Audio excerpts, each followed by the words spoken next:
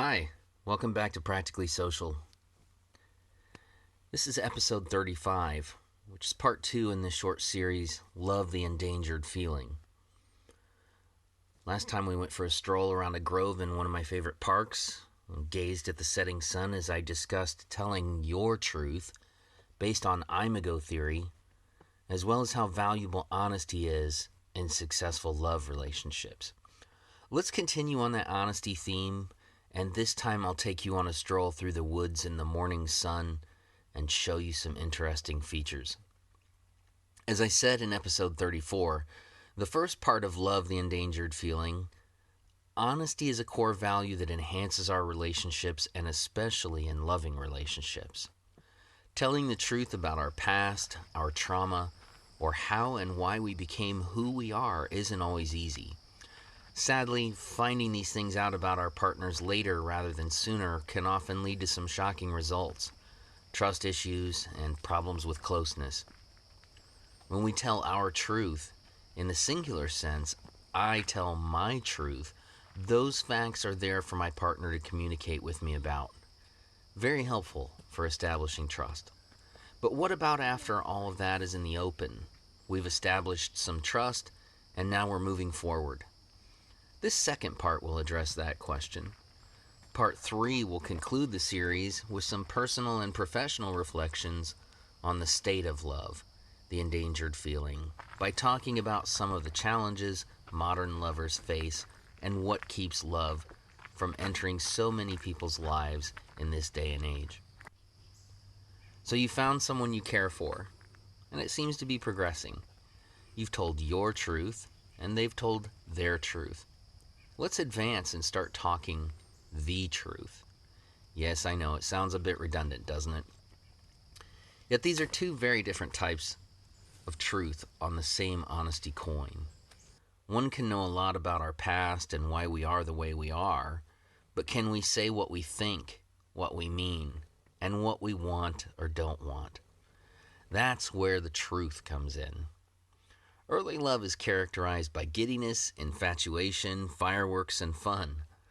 Love on its way out is often characterized by silence, scorn, absence, or truth. Lessons learned are hard to take when we didn't get what we wanted, when we lost our ideal. What if we started telling the truth to each other earlier, instead of worrying that expressing ourselves would lead to the loss of our new amour?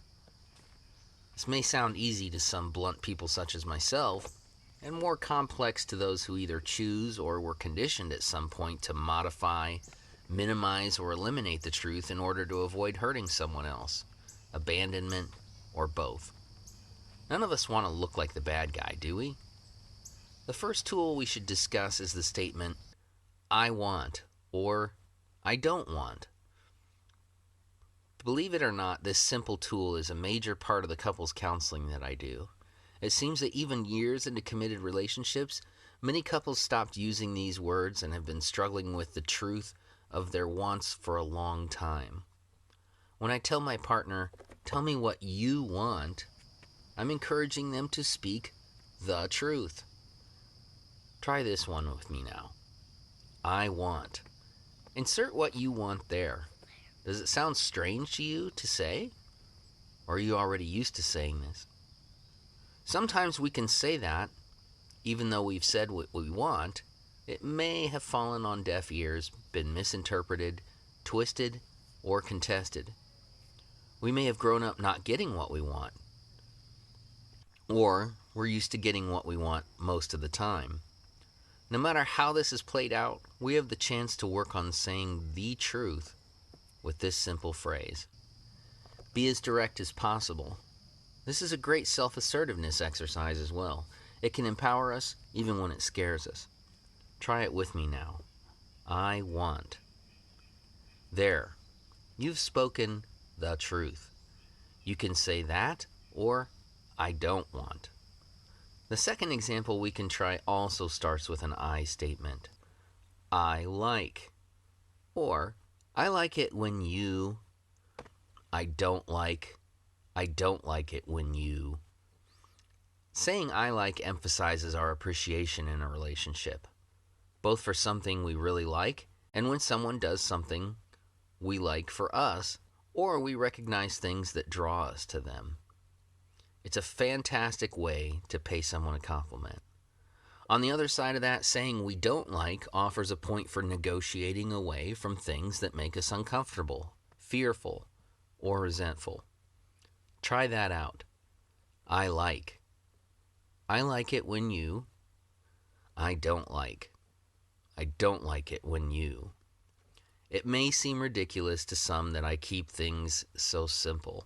However, I do see many people navigating through love who've never gotten a lot of practice with these tools, and their relationships suffer. As long as the person on the other end of the phrase is genuinely listening and is committed to negotiating to get both of your needs met, it can go a long way.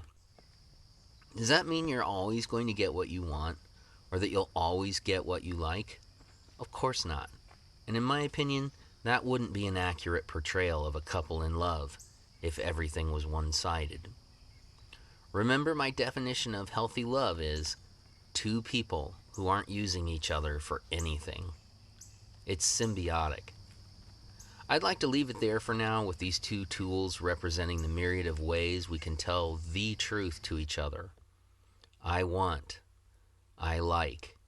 I hope you will practice these over the next week and join me for the final installment in this series, Part 3, where I will discuss some of the challenges that people are facing these days to be able to fall in love. That's why I called this Love, the Endangered Feeling.